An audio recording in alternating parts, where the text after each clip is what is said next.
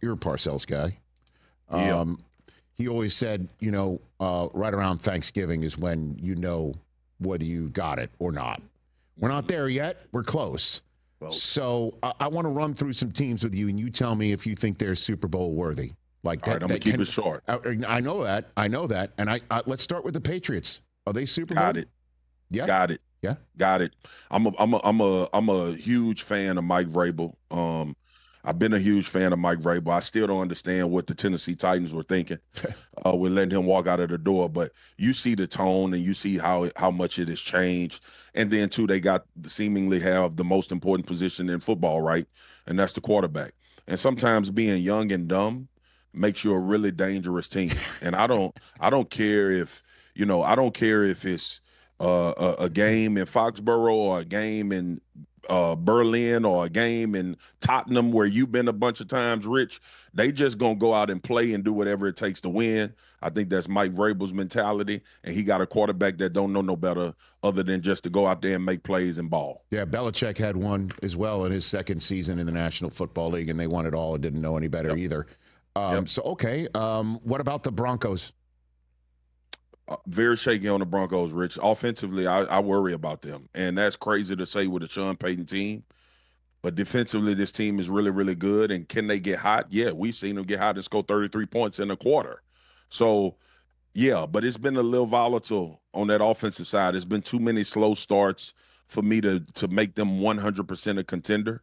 If they can get hot and Bo Nix can get streaky, a team that absolutely has a chance because that defense is phenomenal. But I worry about the Broncos offensively a lot. 8-2 Colts. They are a Super Bowl contender right now. Rich, can I just say this, brother? Please. And I know I'm scared of Daniel Jones. I haven't loved what I've seen from him the past 2 weeks. Without Jonathan Taylor taking over these games, I'm not sure if he's not going to be mistake prone in some critical situations for me to pick them as Super Bowl contenders. I get very nervous. I'm starting to see the fumbles in the pocket, which is the thing that plagued him in New York, the interceptions. And it just looks shaky. And I hate saying this because the dude is having his best season that he's had in the NFL. I worry about that, though, because we know majority of the time you're not just going to be able to run your way to winning the Super Bowl, as we saw with the Philadelphia Eagles and Saquon Barkley not being dominant and Jalen Hurts being the dominant factor in the Super Bowl last year. What about the Chargers, 7-3, Marcus Spears, Super Bowl contenders? I think they are contenders. I think getting back healthy on defense, obviously Khalil Mack being back. And I just think Justin Herbert is supremely talented. I think this team, from a physical standpoint, now I worry about this offensive line and I worry about that left tackle position for sure. But I think they have a quarterback that can go beyond some of your faults. And now we got to see it. And he hasn't won a damn thing so far. But I think he's around a really good head coach in Harbaugh who believes in him supremely. I think Greg Roman has done a phenomenal job. This defense is playing well under Jesse Minter. I think the Chargers are a legit problem, and are true contenders. So then let's go with a trio of teams. Yep. And you could say all three and none of them, or pick and choose. Bills, Ravens, Chiefs. All three. All three. All three. Name their quarterbacks, Rich. And listen. Yes. Listen, man. I'm a believer. And if you, Rich, you know me, and my counterparts know me. It takes me a while to come around on quarterbacks. And to give them that type of credence. But will we be surprised if Josh Allen, Lamar Jackson, or Pat Mahomes lost their mind for a 3-4 week span once they get into the playoffs? Nobody would be shocked. The only problem with them is they have to play each other.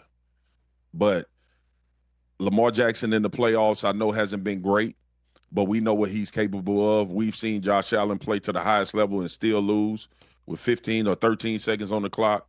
And I'm not going to waste my time talking about 15 in Kansas City. What about the Steelers to finish up the AFC? No, pretenders. I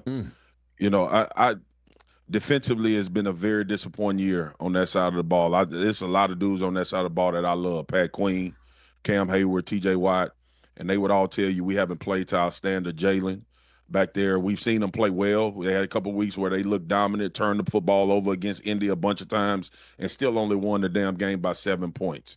And it was the first time I saw Aaron look 40 last week.